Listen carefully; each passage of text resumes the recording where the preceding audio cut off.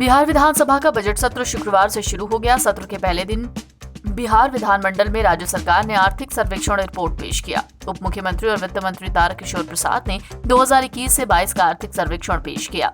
सर्वेक्षण में बताया गया कि सूबे में सकल घरेलू उत्पाद 2020 से 21 में मात्र 2.5% बढ़ा, लेकिन यहाँ प्रदर्शन राष्ट्रीय औसत से बेहतर है। बिहार विधानसभा का बजट सत्र राज्यपाल फागू चौहान के संबोधन से शुरू हो गया। अपने संबोधन में राज्यपाल ने कहा, मैं नए वर्ष के प्रथम सत्र के अवसर पर बिहार विधानमंडल के दोनों सदनों के समवेत अधिवेशन में आप सभी को शुभकामनाएं देता हूं। राज्य की खुशहाली और बहुआयामी विकास की कामना करता हूं। बिहार में कोरोना संक्रमण के कारण कई परिवारों ने अपने प्रियजनों को खोया है। राज्य सरकार की ओर से कोरोना संक्रमण से मृत व्यक्ति के परिवार को 4 लाख रुपए की दर से अनुग्रह अनुदान दिया जा रहा है। साल 2020 से ये अनुदान मुख्यमंत्री राहत कोष से दिया जा रहा था, लेकिन जुलाई 2021 से ये आपदा प्रबंधन विभाग की ओर से दिया जा रहा है।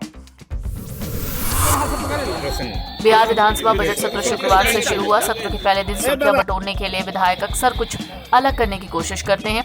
इसी कड़ी में मुख्य विपक्षी दल आरजेडी के विधायक मुकेश रोशन हेलीकॉप्टर लेकर पहुंचे। उन्होंने कहा कि हम ये मुख्यमंत्री नीतीश कुमार को देने के लिए लाए हैं। ये डबल इंजन वाला हेलीकॉप्टर है। बीजेपी के बिस्फी सीट से विधायक हरिभूषण बचौल ने मुसलमानों को लेकर एक बड़ा विवादित बयान दिया। उन्होंने कहा कि भारत में मुसलमानों का वोटिंग राइट खत्म किया जाना चाहिए। जनसंख्या के हिसाब से भागीदारी देने के सवाल पर बचौल ने कहा कि 1947 में मुसलमान अपना हिस्सा इस देश से ले चुके हैं। अब उन्हें ये देश छोड़कर चले जाना चाहिए। उन्होंने कहा कि उनका देश उन्हें दे दिया गया है, अब वो पाकिस्तान जा सकते हैं। और उनको जनसंख्या के हिसाब से आप छोड़ रहे हैं, जनसंख्या के हिसाब से उनको भागीदारी दिया जाए। इस पर मेरा कहना है कि 1947 में देश का विभाजन हुआ धर्म के नाम पर, उनको दूसरा देश मिल गया, वो दूसरे देश में चले जाएं। अगर यहाँ रह रहे हैं तो मैं सरकार से मांग करता हूँ कि उनके वोटिंग राइट को समाप्त कर दिया जाए और वो दूसरे स्तर के नागरिक बन के भारत में रह सकते हैं। वो ऐसा क्यों करें? आपको लगता है कि इसके पीछे कुछ एजेंडा है? बिल्कुल एजेंडा है, ISI का एजेंडा है, इस्लामिक स्टेट बनाने का एजेंडा है। जहां रह जाएंगे, अफगानिस्तान में क्या कर रहे हैं? अफगानिस्तान को देखिए, पाकिस्तान को देखिए, ये मानवता के दुश्मन है। लेकिन आप कहें कि हाँ वोटिंग राइट अब छीन लेंगे। निश्चित वोटिंग राइट जरूर छीन लिया जाए। आपको लगता है कि अब वो अल्पसंख्यक हैं? जी नहीं, वो अल्पसंख्यक है ये नहीं है।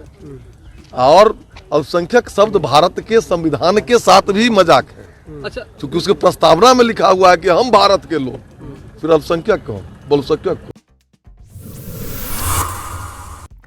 बीजेपी के राष्ट्रीय प्रवक्ता और बिहार के उद्योग मंत्री शाहनवाज हुसैन ने कहा, देश की सरकार यूक्रेन की स्थिति पर निगाह बनाए हुए है। पल पल की स्थिति का ब्यौरा लिया जा रहा है।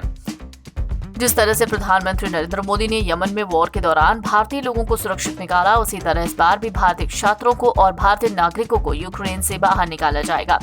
इसके लिए सरकार प्रतिबद्ध है। किसी भी भारतीय को डरने की जरूरत नहीं है। देखिए, भारत सरकार ने निर्णय कर लिया है, पूरी तरह जो छात्र यूक्रेन में फंसे हुए हैं, वो जो बगल के देश हैं उनमें वो आए और भारत सरकार अपने खर्चे पर उन सारे छात्रों को लेकर आएगी।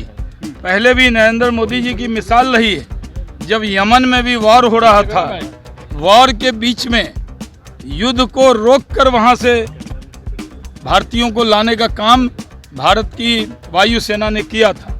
इस बार भी सरकार ने पूरी तरह तय किया है कि जो हमारे जो छात्र हैं, उसमें बिहार के भी बहुत से छात्र हैं और कई जगह के हैं, उनके परिवार के लोगों को चिंता नहीं करना। जो पोलैंड का बॉर्डर है, रोमानिया का बॉर्डर है, हंगरी का बॉर्डर है, वहाँ पर वो चेकोस्लोवाकिया, इन सब बॉर्डर पर वो जाएंगे और वहाँ से बिना वीज़ा के अपना पासपोर्ट वो रखें, सिर्फ बिना वीज़ा जाएं। और सब देशों से बात हो गई है, वहाँ से छात्रों को भारत लाया जाएगा। सरकार मिनट टू मिनट 24/7 इसको मॉनिटर कर रही है। NBT ऑनलाइन की रिपोर्ट।